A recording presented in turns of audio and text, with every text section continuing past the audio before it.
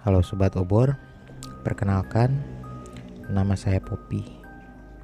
Saya ingin berbagi pengalaman yang sampai hari ini masih membekas dalam ingatan saya. Semoga cerita ini bisa menambah dosis horor untuk Sobat Obor semua. Peristiwa ini terjadi ketika saya masih berusia sekitar 10 tahun. Tepatnya pada tahun 1983. Saat itu kami tinggal di sebuah desa di Kabupaten Garut.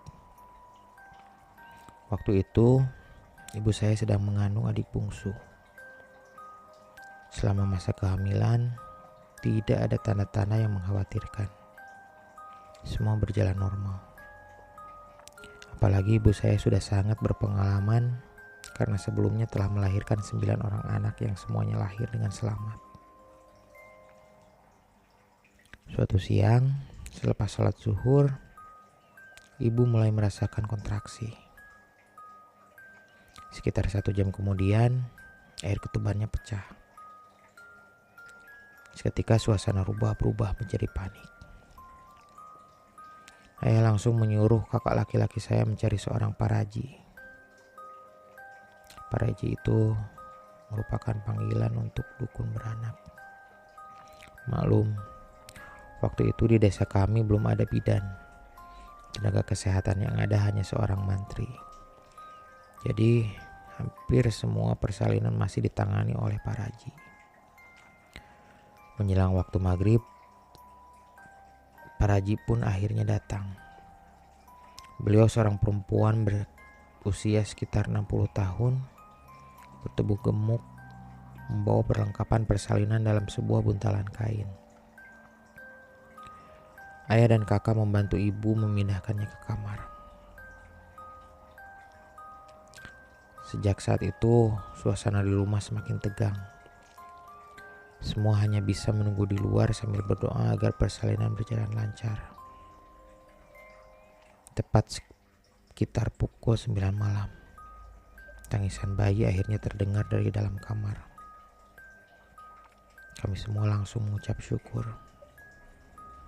Saya dan kakak-kakak yang lain spontan berebut masuk karena penasaran ingin melihat wajah dari adik bungsu kami.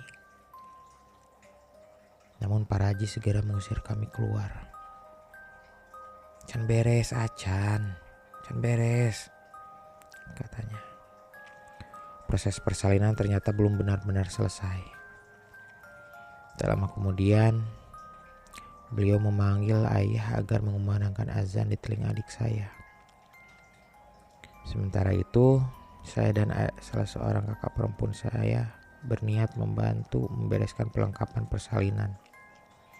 Ember, baskom, dan kain-kain bekas melahiran pun kami kumpulkan.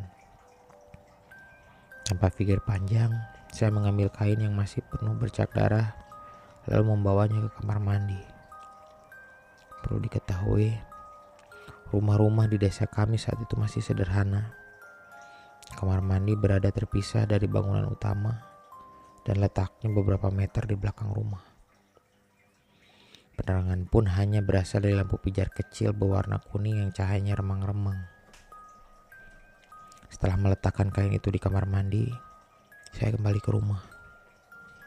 Saat melintas di depan kamar, saya melihat ibu sedang berbaring lemas di samping adik saya yang telah dibedong. Namun tiba-tiba sesuatu yang aneh terjadi. Mata ibu tiba-tiba mendadak melotot. Urat di lehernya menegang. Mulutnya kumat kamit seperti sedang berbicara dengan seseorang. Sementara lidahnya terus menjulur keluar. Lalu ibu bangkit sambil mencakar-cakar selimut dan menjambak rambutnya sendiri. Dan menatap ke segala arah dengan sorot mata yang sangat menyeramkan. Suasana kamar yang tadinya penuh rasa syukur berubah menjadi kepanikan. Paraji langsung membaca doa-doa dan merampal jampi. Beliau mengatakan bahwa perempuan yang baru melahirkan masih mengeluarkan aroma darah yang sangat disukai makhluk halus. Ayah segera menggendong adik saya menjauh dari ibu. Sementara kakak-kakak saya berusaha memegangi tubuh ibu yang terus meronta-ronta. Dan saya hanya bisa berdiri membeku di depan pintu kamar. Takut, bingung, dan tidak mengerti apa yang sebenarnya terjadi. Setelah kepanikan itu, tiba-tiba Pak Raji menoleh ke arah perlengkapan persalinan. "Kain bersalinnya kemana?" tanyanya. Beliau mengulang pertanyaan itu beberapa kali. Dengan suara gemetar saya menjawab, Sudah disimpan di kamar mandi." Wajah Pak Raji itu langsung berubah. "Aduh, nambah gawe wae." Beliau segera mengajak saya menuju ke kamar mandi. Semakin dekat ke sana, langkah saya semakin berat. Dan ketika cahaya lampu mulai menerangi halaman belakang rumah, saya melihat sesuatu yang sampai sekarang tidak pernah bisa saya lupakan. Di samping pompa air Dragon, ada seorang perempuan sedang jongkok. Rambutnya panjang acak-acakan hingga menutupi sebagian wajahnya. Matanya melalak, mulutnya terbuka sangat lebar, dan lidahnya menjulur panjang, yang membuat saya semakin ngeri. Makhluk itu sedang menjilati kain bersalin milik ibu saya yang penuh darah. Saya langsung terpaku. Tubuh saya seperti kehilangan tenaga. Kemudian Pak Raji dengan sigap melepas sandal yang dipakainya, lalu melemparkan ke arah makhluk itu sambil membaca doa-doa dan mengusirnya. Sesaat kemudian, makhluk itu terbang ke arah pepohonan. Sebelum menghilang, terdengar suara tawanya yang melengking panjang memecah kesunyian malam. Pak Raji segera mengambil kain bersalin itu, lalu menarik saya kembali masuk ke dalam rumah. Saya masih syok. Mulut saya tak mampu mengucapkan sepatah kata pun.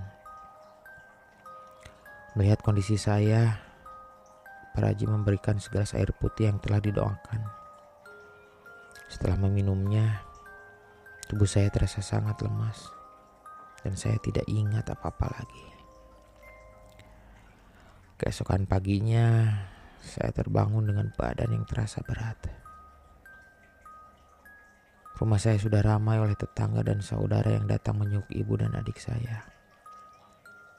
Saat berada di dalam kamar, saya menceritakan kejadian semalam kepada kakak perempuan saya.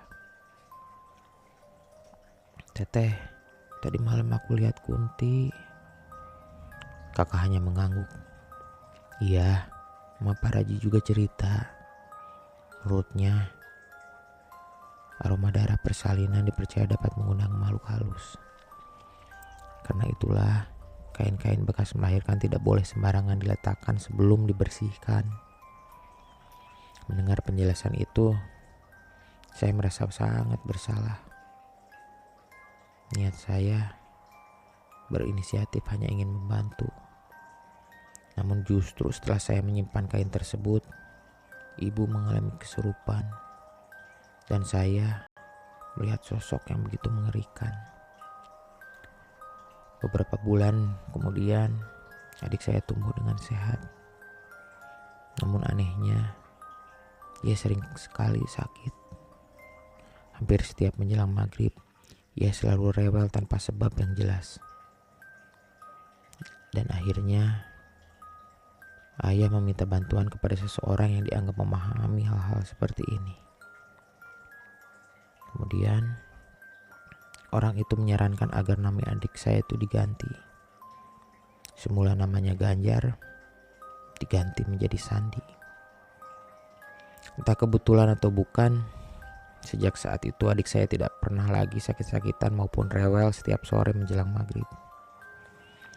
Sampai sekarang, saya masih sering bertanya-tanya, apakah semua itu ada hubungannya dengan kejadian yang saya alami pada malam persalinan itu? Dan benarkah mengganti nama seseorang bisa mengubah keadaan? Saya sendiri tidak pernah menemukan jawabannya. Semuanya tetap menjadi misteri. Terima kasih sudah membacakan cerita saya. Semoga podcast Obor 13 semakin sukses. semakin berkembang dan terus menjadi teman bagi para pecinta kisah horor. Salam hangat untuk seluruh sobat obor.